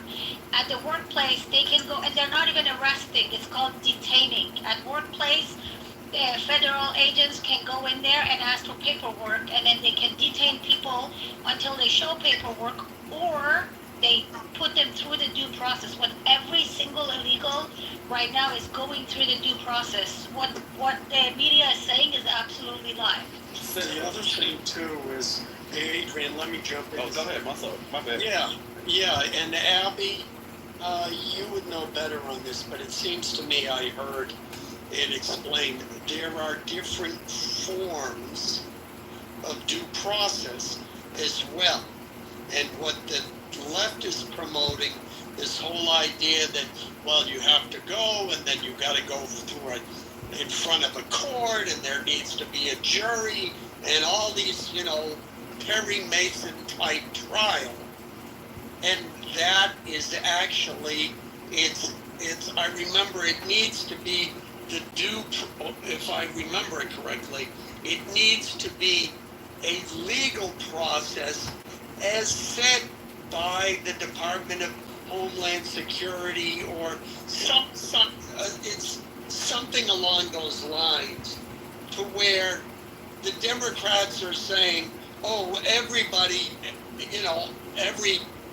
all the 11 million or 20 million or whatever it is, they all need a court trial. And that is actually not the case, as I understand it. I put it in the chat, Alan. There's an exception. If they're apprehended near the border, they can be removed in an expedited way, and they don't have to remain within the system on the 2-year period. And Abby, didn't Tom Homan say, hey, we're going after criminal illegals, right? If we raid a home, right, and your ass just happened to be there while we're raiding, or you're in the vicinity of someone that we're raiding and arresting, if you happen to be illegal, you will be arrested too. Did he not say that? Yeah, he did. And it also remind you that even there's due process and right to counsel and right to notice, even with the people sitting in Guantanamo that, we're holding for 9/11, they still have due process. They still have right to counsel. They still have notice. They still have a trial. None of that goes away. But we were just talking about this before, and I sound redundant, but it's an administrative law proceeding when you go through deportation. It's not in our judicial system. It's in the executive agency, the executive branch. It's an administrative law. Poor Pepe's heard me say it how many times. But it's still, you're still having a proceeding. You still have the right to counsel, the right to a fair trial and notice, and to present a defense. None of that goes away.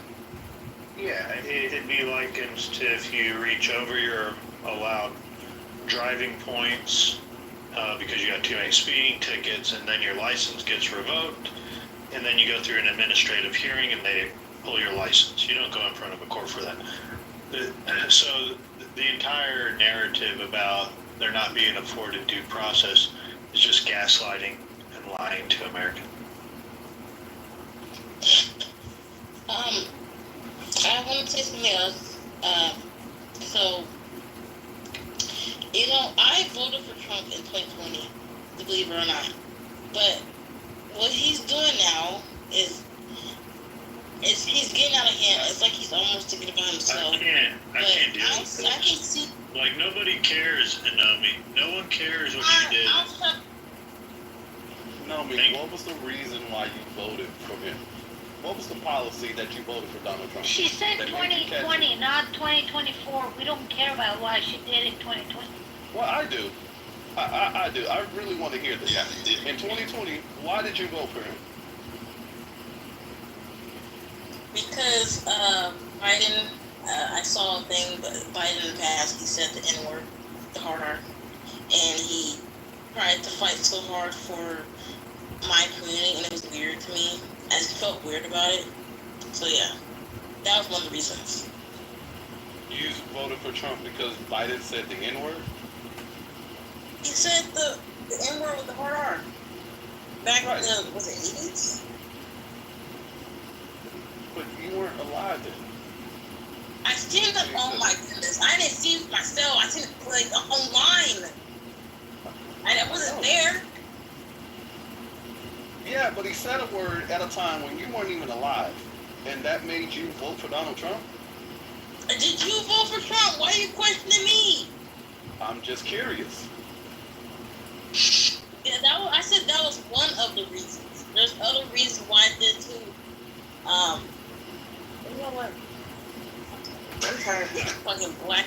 So what is Trump doing now? Deportation? You not just have a reasonable conversation with someone without melting down? What the fuck?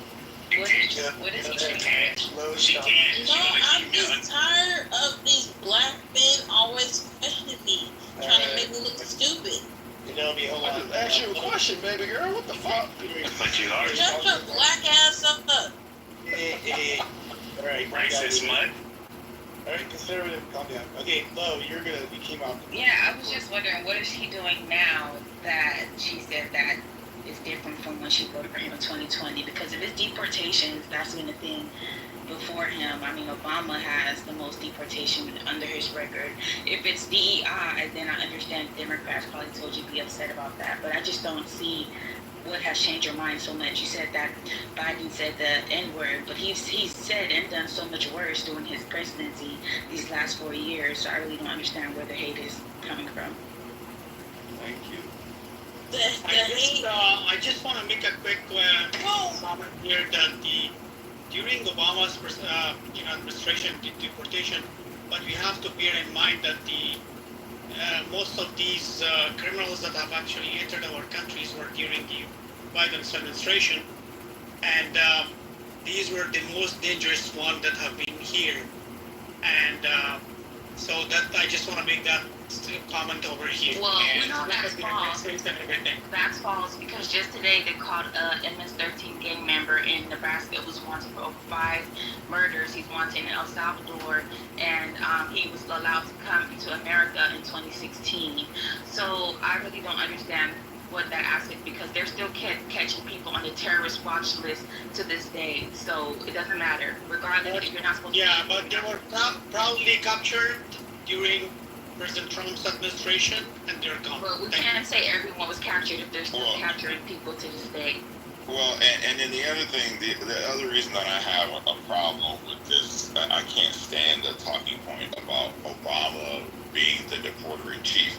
The fact is, under Barack Obama, they started the Central American Minors Program, which was the program that encouraged people from Guatemala, Honduras, and El Salvador to come to the United States for the purpose of getting DACA or deferred action or temporary protection status. So all this talk about Obama deporting people is bullcrap. They allow millions of people in through the DACA and through the deferred action and the temporary protection status. Okay, let me chime in, because now we're talking about Obama when I was clearly bringing up the fact that deportation has been nothing new, regardless who is president. Well, no. But the reason I brought it up is that it is incorrect to say that Obama was the deporter-in-chief, or he had the most deportations under any president, because the fact is he opened the border for people to come to the United States illegally and stay here illegally and get college tuition illegally and get a college degree illegally and stay in housing illegally. Many of these people are getting FHA loans. So, I mean, this whole notion that Obama was the guy that deported the most people is bullcrap. Again, Obama has deported plenty of people, just as Trump is doing right now, and any president who's going to enforce federal law. So I don't really want to get, because I'm not a fan of Obama, so I don't know if you are. I mean, that's why. No. I'm bringing it up because you said it. I'm bringing it up because you said it. That's why I'm bringing it up. Yeah, I know, but you're bringing it up as if he was the only thing that I mentioned. The point was that deportation has been happening long before Trump, and it probably will continue to happen. Well, the reality is Trump has been the toughest president in history on immigration. And in fact, I would even go so far as to say that Donald Trump has been the toughest politician across the board, across all 50 states, federal, state, city, county, every jurisdiction. Trump is the toughest politician that we've ever seen on immigration. Yeah, I don't have a problem with that, especially considering people were just worried about sleeper cells waking up the other day. So, I mean, honestly, I'm okay with that. And also, we have to bear in mind that the situation has changed around the world. And I'm sure there have been a risk analysis conducted to go that as much as tough for this extensively. Because back in the days, look at the world, what's going on, right? Look at the whole, it's not the, let's say, the world that has been there like in 2020, this is 2025, so things have drastically changed. If you think about everything, and then like mostly the risk analysis. I don't think there have, I mean, when it comes to our national safety and security, any risk analysis have been conducted during President Obama's time. But I'm sure there have been any risk analysis conducted, by going this full course of deportation. So I just want to say, this is probably my last thing I want to say. I would, if Trump wasn't doing these other things that I disagree with, I would support Trump. I'm not gonna lie to you, because I supported him in 2020. I didn't support him in 2024, but I think if he wasn't doing like these, I mean, I understand that people come here illegally. Yeah, I know Biden. He was sending money to, Ukraine? Was it Ukraine? Yeah, he was sending like billions of dollars to Ukraine. He was doing a lot of anti-American shit. I know he was. I don't like that. But yeah, that's on. Cool. I want to talk about the deporter in chief as it's being claimed. So when you look at the amount of deportations versus the amount of illegals that came in, it breaks about even. We never decreased in illegals, but partly due to Obama was the one ushering in the DACA and starting to give legal status to some of these illegals here. So it's kind of misguided to, on one hand, he deported 5 million people. However, he let 5 million people into the country as well. And I think that's where the frustration comes from when Christian, with the deporter-in-chief narrative, is you're just looking at one side of the figures rather than, well, how many also came in during his term? Yeah, and it really gets under my skin because every time I listen to that talking point on national television, on radio, on talk shows, on podcasts, I'm just sitting back and going, you all have just totally skipped over the fact that Obama opened up the border. I'll give another example. When people talk about Bill Clinton and how well he did in balancing the budget, it's like, if anyone, which many of y'all weren't even paying attention in the 90s, but he was not this balancing the budget, this fiscal conservative president. He was submitting bills to be, to be paid for. However, Newt Gingrich and the Republicans were pushing back on it and not allowing many of Bill Clinton's agenda that would have spent a bunch of money and put a big deficit onto the spending package. So y'all have to be careful. The past gets reframed years later in politics. Yeah, I agree with what you're saying there, Joe. I'm going to pass the mic around just a little bit. Sandy, you're new to the stage. Do you have something to contribute, or you have some thoughts on the topic, or no? And if not, Nick, or you can go. I saw you come off the mic. I don't know. But Sandy, yeah. I'm just going to go ahead and wait and see where the conversation is going. Go ahead. Necro. And hello everyone. Oh, yeah, welcome. Yeah. Necro, do you want to go? Can you hear me? Yep, you're on. Okay.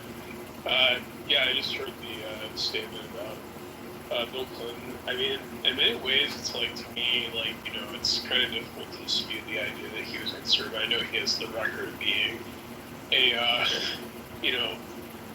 liberal, the hero of the left, but it's like, if anything, I mean, he self-identified with, as a centrist, but, when he was in Arkansas, he mostly governed as a conservative. It's one of the ways that he won the South, mainly. But in general, though, it's like, I mean, that's why I've argued that Bill Clinton, if anything, like, if there's who I wouldn't be surprised to see on a new dollar, I would say that, a new currency that we made would be Bill Clinton or maybe Reagan, but, Bill Clinton would definitely be up there. So, Carl, let me ask you, when they proposed Hillary Care, which was essentially a precursor to Obamacare or government, more government control over healthcare, was that a conservative idea?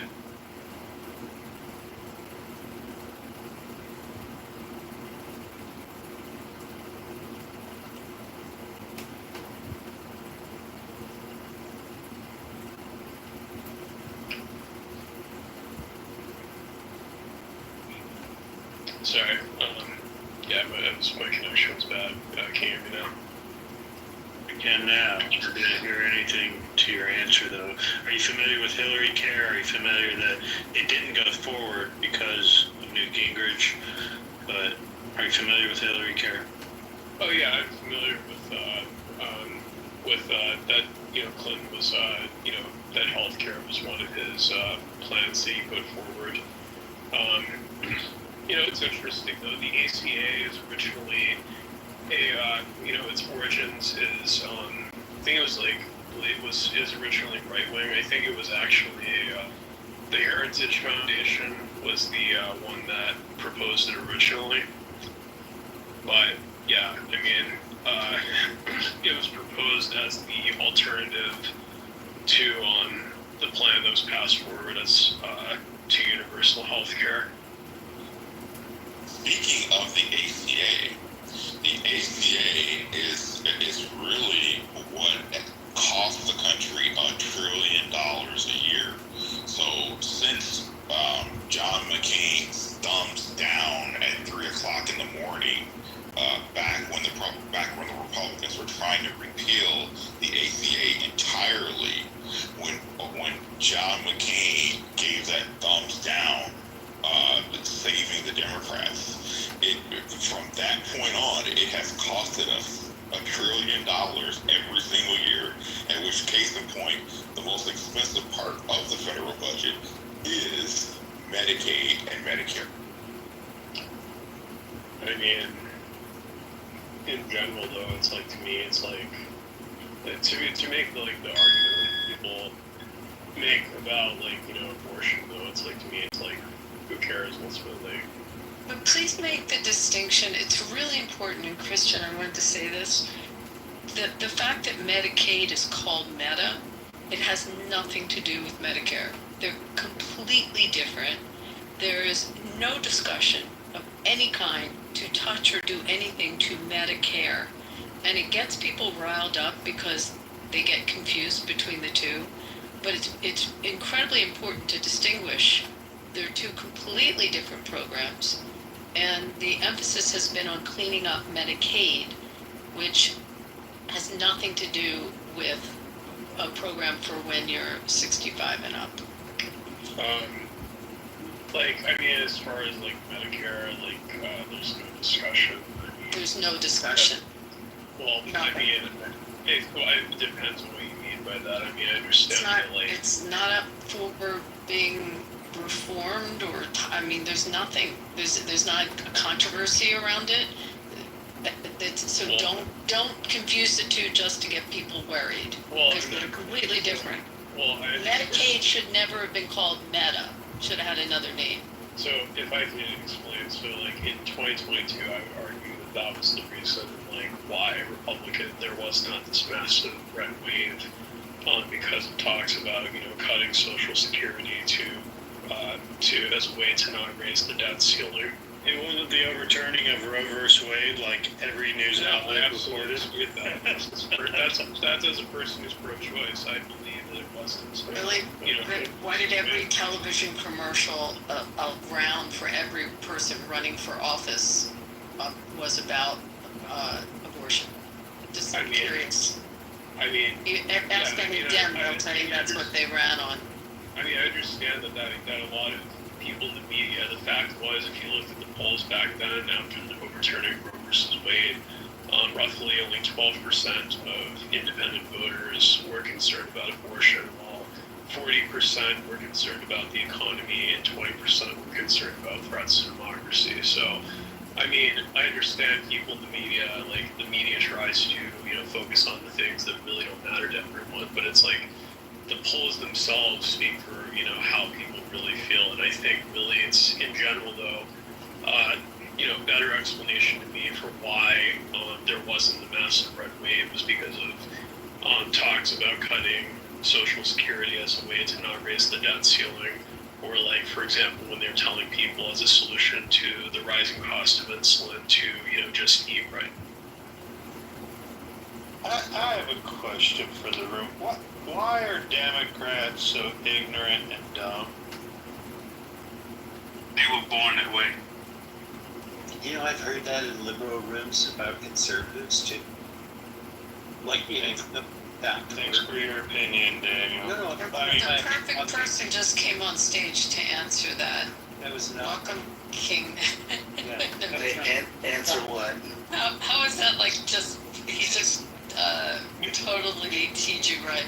Naveen, answer me this. Riddle me this. Why are Democrats so naive and dumb? I think it's the water. Is it the brain-eating amoebas in the water? In the water in the blue states.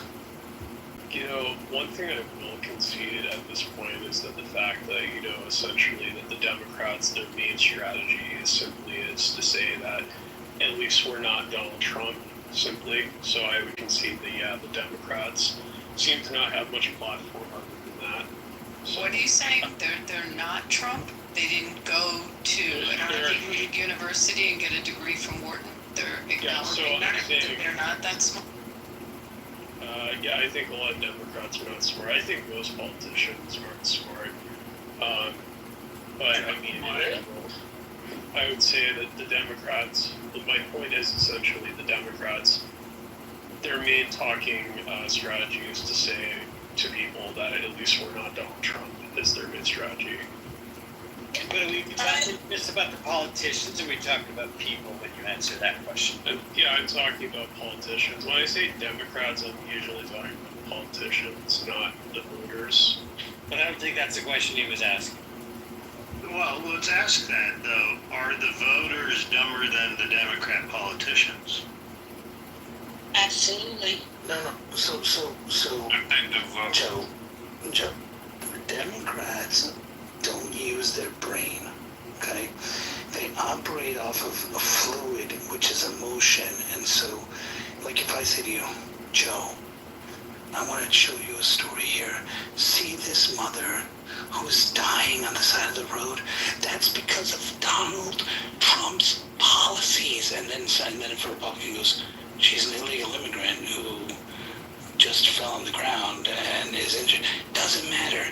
The fact is, Donald Trump caused that. And so you feel this emotion, and so they play off that. And so Democrats have now been trained to think with their emotions and not with their brain. And that is the fundamental problem. I want to say something. Bless her heart.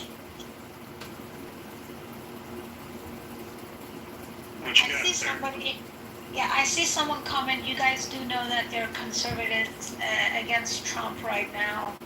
You're not blind to that, are you? This is what I know though. Conservatives who don't like Trump, they didn't like him in November either. So I don't believe we have many people who voted for him who are mad or against him, Daniel. I don't know anyone actually. I'm sure there are going to be some people, like statistically, it's just wrong to say there's absolutely no one, but I don't know anyone. I know people who say, I would agree. Let me finish, please. Let me finish. I know people who say, I'm a little bit disappointed for this policy or that policy, but I don't know a single person who voted for him and want their vote back. So my point is not who would hold on. My point is not who would change their mind or anything. I'm just saying there are some conservatives on certain kinds of quoted conservative principles, speaking for what Abby mentioned, for example, which, some people in the room don't feel is right. If people came in illegally, why are they getting legal status of, due process at all? I heard somebody say that's a very fair question. And as Abby said, these rights, most of them, not all, do extend to people, not just citizens. And this is kind of what America is unless it's changed, and you could of course change it. But it isn't just what happens on voting day for a mandate. That's why there are basic rights. But I said it earlier, if you want another day, we can talk about this, literally open up this due process. MC was there, we talked to a federal judge. I asked him a bunch of questions, he explained every single one of them. Every single illegal that's getting deported or it's getting detained, they are having due process. Yeah, if that's happening, everything's fine, but I'm just simply saying that there are... And I'm simply saying that's a lie, propaganda, and people keep repeating it, but every single illegal is having a due process. Yeah, I'm only making... I'm going to answer you, Daniel, on your point. There's a group called the Lincoln Project. You know who they are? Yeah, Daniel, I'm going to help you with this. I'm going to help you. There's a group called the Lincoln Project that were Republicans that were against Trump. Do you know who they are? They made a lot of news. I do. Have you ever heard of the Lincoln Project? Anyway, they came out. Really a Republican, though. They're not really Republicans. That's the point. Some of them are regular Republicans. Well, yeah, I mean, so when you listen to them, and they all presented that they were Republicans, but when you listen to them on where they come down on policies, not just on his personality, they don't sound like Republicans anymore. No, their but position. They do call themselves conservatives. Yeah, but Hold on, Abby. They do call themselves conservatives, correct? No. It's not what Yeah, they so call. Abby, I think they are. Daniel to define that. Naveen. Hold on, Daniel. There's a judge. Sorry, guys. There's a federal judge. Hold on. There's a federal judge who comes out very strongly on Daniel. this. Anyone can freely, hold on. Daniel, anyone can freely register as a Republican. Exactly. Anyone can call themselves, anyone can call themselves a conservative. Joe, he's playing into the narrative. You guys are all doing it. Because they're registered as a Republican. Let me You guys, One at a time. One at a time. Come on. I had not had like 2 seconds. All I want to say. Daniel finish, guys. Daniel finish and then Naveen. Thank you so much. Appreciate it. There are people who call themselves conservatives who do not call themselves Republican, who once upon a time did call themselves Republican. Their case is that today's Republican Party is different than it was the Republican Party they were part of. But they still identify as conservative, just not a Trump version of conservative. That's the only point. Yeah, we replaced him with Julio and Jose. Yeah, I just want to say two things. Number one, I identify as a millionaire because that means I am. Number one. Number two, I just wanted to say also that, the problem is that these are all people. Okay, so did you know that Krispy Kreme also calls himself a conservative? Did you guys know that Mike Putz calls himself a conservative? Okay, did you know that, Mittens Obamni calls himself a conservative? Okay, so are these the people that we want to be the standard bearers? By the way, people don't understand. You guys, first of all, everyone is an idiot. If the country was led by Paul Ryan, we would have one of the worst countries in the world. Why? Because Paul Ryan doesn't know how to create solution. If you believe that either conservative or progressive ideals are the right way, 100% all the way to the right, all the way to the left, ideals are the way to solve things in this country, then you're an idiot because you have so many different kinds of people in this country. So it doesn't mean you have to be a moderate. That's different. It means you have to understand how to make your policies work. And Paul Ryan wasn't one of those people. Neither was Krispy Kreme. Neither was Mike Putz.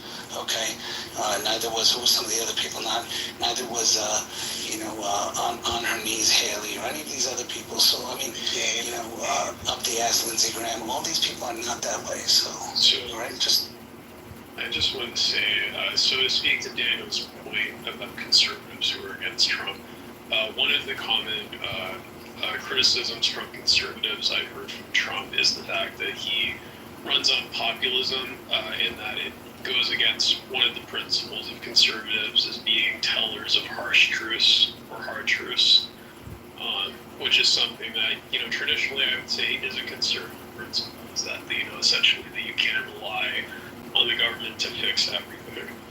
In it's something that is traditionally a conservative value.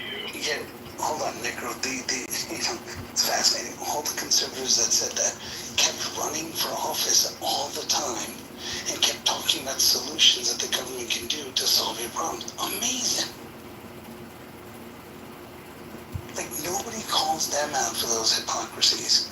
I mean, Joe, you and I had conversations about this all the time. It's like, they say, we need to have term limits, we need to have this, we need to have that, and then they keep going, I'm running for re-election. Like, but I'm a conservative, I'm a principled conservative, or Mike Putz, God, what's it, God, family, and then conservatism, in that order. Like, what the fuck, bro? Like, you try to use your conservatism or your designation of what you call yourself to give yourself clout, but in reality, maybe you don't actually follow everything you believe in, but then you want to call out others that may not do it, and that's what the Lincoln Party is. You have people that radically pull out. I'll give you an example, and I think Joe will appreciate this.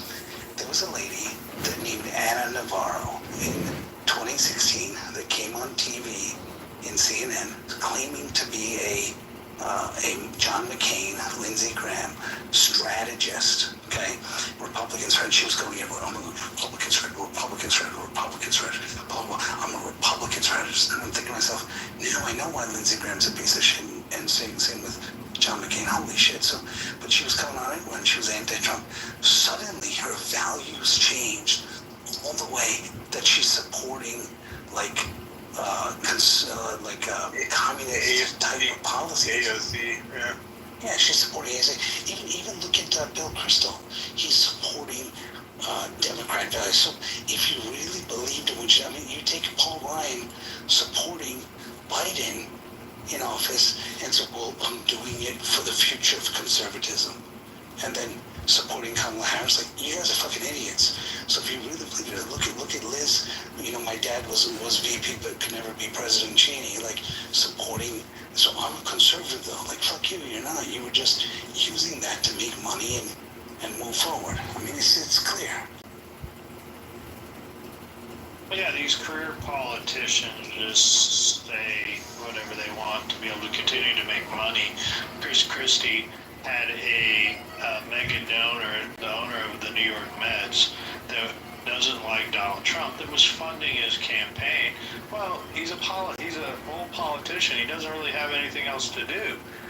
So this is a paycheck for him. He gets to drive around in a Subaru or in a big old, SUV and stuff, and gets his lunches per diem. I mean, it's a business. Joe, you're wrong, and I just need to correct you. Steve Cohen, who's the owner of the Mets, was funding the events for Chris Christie, which had free food, and by the time people showed up, there was no more food. And that is one of the reasons why he lost. So I just want to be clear on that, and I think we should, own up to that, number one. Number two, Krispy Kreme is pretty pissed at Trump because Trump called Iran and said, I'm going to drop Chris Christie from the B-2 bomber, but the problem is Chris couldn't fit in, so they ended up not doing it. So I just want to let you know that. Thanks.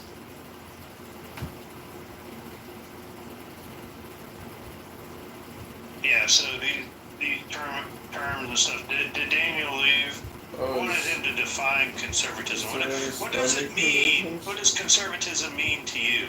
We got a guy out here, conservative warrior. Can you define conservative? Yeah, I can probably get I asked conservative warrior, not necro.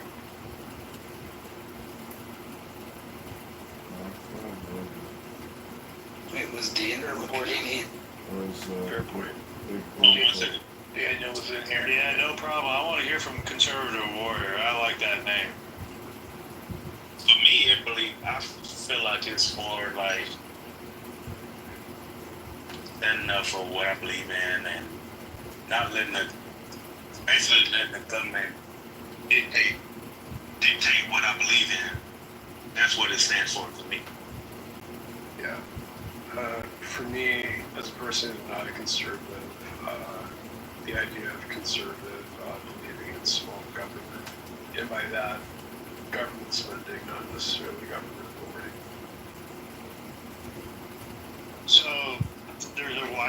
many of different types of niche conservatism.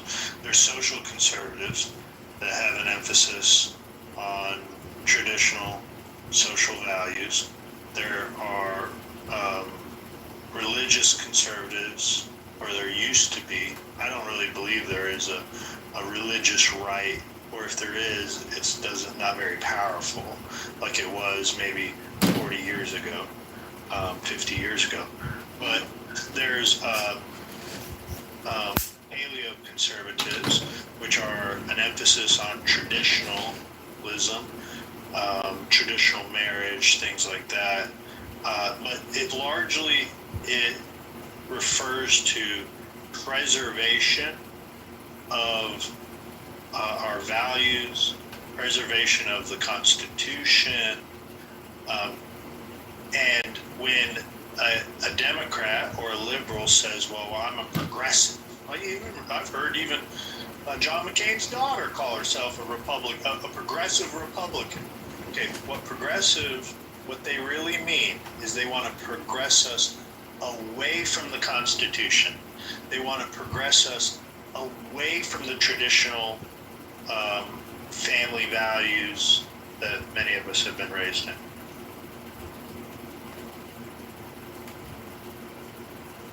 I see you don't agree, Necro. What do you think progressivism really is all about? Because that's what they sell, bro. They sell families of three frugals, and men can become women, and you can have 10 abortions in your life and suffer no recourse from it. This stuff, acceptance of degenerate values, largely. So I would say that progressivism just recognizes that change for society, benefits society, and while conservatives believe that that preservation is something that benefits society. But I mean, to argue that there are, like, to speak to John McCain's daughter, and he mentioned called himself a progressive Republican. I mean, the traditional Republican hasn't been so monolithic. I mean, you had Teddy Roosevelt, who was, granted he was an outlier for his time. He went against the traditional principles of the Republican Party being free market, because part of his campaign was being antitrust. So just working as a progressive candidate within the Republican Party. But I mean, the tradition of Republicans hasn't been strictly free markets, although that has been something I would say would be more consistent to the Republican Party, frankly. So real quick, I just noticed this. So Rasmussen, one of the lead posters at Rasmussen, which is people would consider a conservative poster, a national conservative poster, just put out a post on X about 3 hours ago saying that the National Republican Congressional Committee tells people not to donate to MAGA candidates, just so you know. And I'm asking him if he can give a link or a source or anything else to back that up, because I've been talking about this for a very long time, that the GOP and the RNC is very much anti-MAGA, and when you start deconstructing the GOP at like a county level or a district level, and even a state party level, you will find that the people that are running the GOP are very much never Trump. They're basically the Lincoln Project, basically operating the Republican Party as Well, Christian, to add to that, you can see it when Trump is on the ticket and he's in control. He runs his campaign in a way that's different than the RNC. Okay? When you look at the down ballot candidates, how many of them ran far behind Trump the last election? This coming election, they're going to be running the same fucking people, right? And Trump won't be in the ticket. So people aren't coming out to vote for Trump. They're coming out to vote, and even though Trump tells them, and Obama at the same time says, come out and vote, right? People are going to go, I'm not too excited about this candidate, because none of those people are willing to say the thing that needs to be said, except when they're on stage with Donald Trump. Because authenticity is what the voters look for. Look, Trump is doing a lot of things right now that a lot of MAGA people are pissed at, right? But there's a wide opening right now for someone in MAGA to come in some of these different areas and say, look, I'll hold Donald Trump accountable for the areas that he's veering from what we want. But here's what we're going to do. And it's just an opening. But the problem is, all of these Republicans, the Nikki Haley, the Mike Putz, the Krispy Kremes, Mittens, Obama, all these people are colluding together on a federal level to take things back to the way they were before Trump. I'm telling you. And so their view is, I should have been president. Oh, I should do it. Look at Mike Putz today. He was going all over CNN and other places, giving interviews, getting ready for 2028. And he says, I'll be out there supporting 2026 candidates so that we can hold the House and hold the Senate. I said, dude, don't go out. You going out means we lose, bro. Like,